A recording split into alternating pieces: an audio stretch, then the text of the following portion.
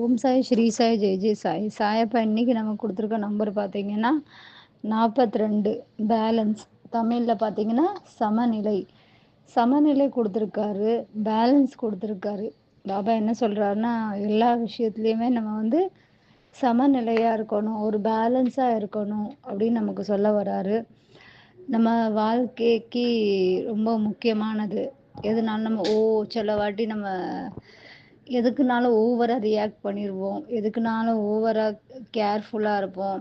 அப்புறம் வந்து கடைசியில் என்ன ஆகும்னா அது நமக்கு தான் கஷ்டம் வரும். அப்போ நம்ம சில வாட்டி பார்த்திங்கன்னா நம்ம ரொம்ப சந்தோஷமாக இருப்போம், சில வாட்டி நம்ம மூடெல்லாம் ரொம்ப டவுனாக இருக்கும், ஒரு வாட்டி பார்த்திங்கன்னா நம்ம ரொம்ப இமோஷ்னலாக இருப்போம், இமோஷ்னல் லூஸ் ஆயிடுவோம். அதனால எல்லாம் பாபா என்ன சொல்கிறாருன்னா, நமக்கு எல்லாத்துக்குமே ஒரு லிமிட், ஒரு சமநிலையாக இருக்கணும், ஒரு பேலன்ஸை நம்ம வாழ்க்கையை நம்ம நடத்தி கொண்டு போகணும். இதுதான் பாபா சொல்ல வராரு. இப்போ அதுக்கப்புறமா நம்ம சில வாட்டி யோசிப்போம் கூட, ஏன் நம்ம வாழ்க்கை மட்டும் எப்படி இருக்குது, அடுத்தவங்க மட்டும் நல்லா இருக்கிறாங்களே, அவங்களுக்கு மட்டும் எந்த கஷ்டமும் இல்லையே அப்படின்னு நம்ம நினைப்போம்.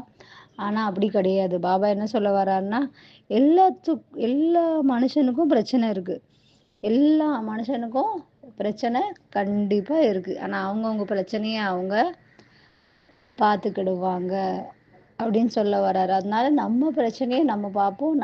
பாபா வந்து என்ன சொல்லியிருக்காருன்னா, எதுனாலும் நம்ம அளவா சமநிலையா நம்ம சாப்பிட்றதும் சரி, நம்ம மைண்டையும் சரி, நம்ம மைண்டை, நம்ம பாடியை, நம்ம ஸ்பிரிச்சுவலை, நம்ம இமோஷனை, ஃபிசிக்கலை, எதுனாலுமே நம்ம ஒரு சமநிலையாக வச்சா நமக்கு வந்து ரொம்ப நல்லது. நம்ம சாப்பாடு விஷயமும் சரி, நம்ம ரொம்ப இப்போ நம்ம சாப்பாடு நல்லா பண்ணியிருப்போம், அன்றைக்கி ரொம்ப அதிகமாக சாப்பிட்டுட்டா நமக்கு என்ன ஆகும், அஜீரண கோளாறு வரும். அதனால எதுனாலும் பாபா சமநிலையாக வைங்க, பேலன்ஸாக நம்ம வாழ்க்கையில் லவ்வாக இருந்தாலும் சரி, இமோஷ்னலாக இருந்தாலும் சரி, ஸ்பிரிட்டு எதுனாலும் அதெல்லாம் சமநிலையாக வைக்கிறதுனால நம்ம வந்து எப்போதுமே நமக்கு என்னைக்கு நம்ம அந்த சமநிலையை மீறுதோமோ அப்போ நமக்கு தோணும்ல, ஐயோ என்ன நம்ம யார்கிட்ட போய் நம்ம கதையை சொல்லணும்,